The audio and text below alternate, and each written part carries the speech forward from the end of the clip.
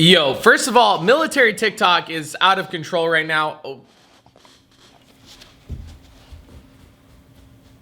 What's up, boys? If you're new to my channel, I'm DwkYTContact Videos. I am the #1 military YouTuber. That's right. Don't look up any statistics. This is #1. This is where you're gonna get all the information. We're like 5K away from 100K, and at 100K, I'm gonna start selling out to every brand deal I can. So go ahead and slap that like button so your boy can get paid. There are some crazy allegations going on against one of, they're called Mil Talkers. It's like a community on TikTok that do like military inspired videos, and or if you're like Garrett Nolan's case, you like strip tease in your military uniform for 13-year-olds. Essentially an old case of Richie _RichJR, an army dude in the infantry currently, who's famous on TikTok with like 165,000 subscribers. Some page called Expose lifted up court cases and news articles about him from like midsummer last year. The title on one of them being Keelan man accused of stalking woman and then crashing into her. They also supplied a video apparently from his wife's POV when they were having an argument in their home. If you do not want to watch anything even close to like any sort of domestic violence type situation, go ahead and like fast forward this video. However, this is the clip. Wait a minute, Richie. You already did go to jail, remember? Remember this? For stalking a woman, crashing into her car, punching her in the stomach, poking her in the eye, threatening her? Come on, Richie. Or maybe we should listen to the audio recording. Fucking head off right here. Gun's already loaded. You wanna play fucking games? You wanna play fucking games? It's loaded right now! You wanna play fucking games? Fucking do it! Do it! Do it! Leave me! Stop. Look! Look! No. Loaded! Stop. Look! In the chamber! In the chamber! Fucking do it! I'm sorry that this isn't my normal happy video content, but I'm honestly disgusted at seeing some of these men on here that are in the military that preach about kindness and loving and respecting our women when they are the biggest narcissistic, abusive men out there. From the sound of it, it sounded pretty manipulative, saying, look, I have the gun loaded right here. I have the gun loaded right here. It's the classic, you know, teenage romance in high school where like the boy's like, if you leave me, I'm gonna kill myself, but they never do it. I mean, I don't know, he might have, I don't know. But I was curious what led up to that, because I couldn't just understand someone immediately jumping to that. Because personally with my wife, we've never had a heated argument. Like the thought of getting physical with my wife, who's much smaller than me, in size in general and just overall strength because I'm a full-grown man, it just doesn't sit right. Because you imagine, like, what if someone did that to your mom, my sister? I only grew up with a mom and sister in my household, and my sister currently has a kid. And if her ex were to like put hands on my nephew or her, dude, I don't think I'd be in the right state of mind to not fly back to Illinois. You know what I'm saying? So seeing that video might be a little bit triggering for most of you, but we're not gonna immediately jump sides. We're not gonna jump into all this hype. I'm literally just gonna present you guys with the information that was given and you can make your own opinion. You guys remember, I covered DwkYTContact story, and although I still side with her, she didn't give all the information, so it was definitely a tad bit exaggerated. So when the real information came out, the severity of what she was claiming was multiple levels underneath what was presented in the video. So I'm just gonna go ahead and, you know, show what I have in case you guys wanna keep up to date with this shit. So like 2 days ago, a page called Expose started showing videos of like his mugshot, POVs from the wife, like I guess screen pictures of the wife's phone from like him texting her. And that doesn't have a big following, but I assume he reached out to Reasonably Paranoid. You guys know the Navy chick, blonde, hella tattoos. She was an MA while she was in. I'm pretty sure she's out now.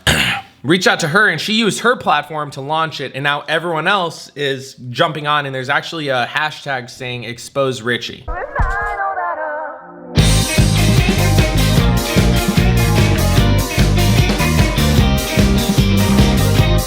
I'm gonna take the side of the female all the time, man, just because I got the mother and sister. And Richie's a big fucking dude, man. Richie's like 6 foot in the infantry. Richie's an intimidating guy, so any physical altercation, I wouldn't feel comfortable with Richie versus a female. KDH News actually covered this story. I'll probably put the link in the bio if you want to go read it yourself. A man accused of stalking is facing a criminal charge following a violent incident in Keelan. Richard Wayne Reeves, 27, is charged with 1 count of stalking, according to a criminal complaint advocate. On August 18th, a victim reported that Reeves, a relative, had damaged property in their shared home in Keelan, as well as punched her in the stomach during a July incident. On On August 3rd, Reeves threatened to pour boiling water on the victim and poked her in the eye. What the fuck, dog? Then left the residence to stay with a friend for several weeks. According to the advocate, Reeves would go on to text the victim, sometimes in excess of 100 times with no response.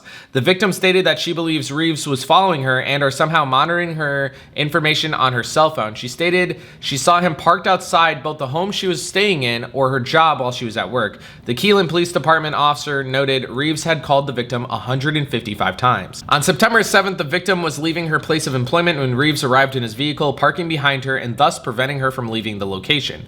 An argument took place and the victim told her to leave her alone. In reply, Reeves crashed his vehicle into her twice, with the first impact propelling her several feet. When officers arrived, Reeves admitted crashing into her vehicle with the intention of destroying it. His bond was set at $100K. Being the good little YouTuber I am, I reached out to Richie on Instagram, see if he had anything to say about it. I said, "Hey dog, what the fuck happened?" and then sent him the video. He said, "Two sides to every story, let's just say Jody. If you guys are civilian and don't know what Jody is, essentially, when you're in the military and your wife is, or husband, I guess, is cheating behind your back, that's a Jody. That person is a Jody.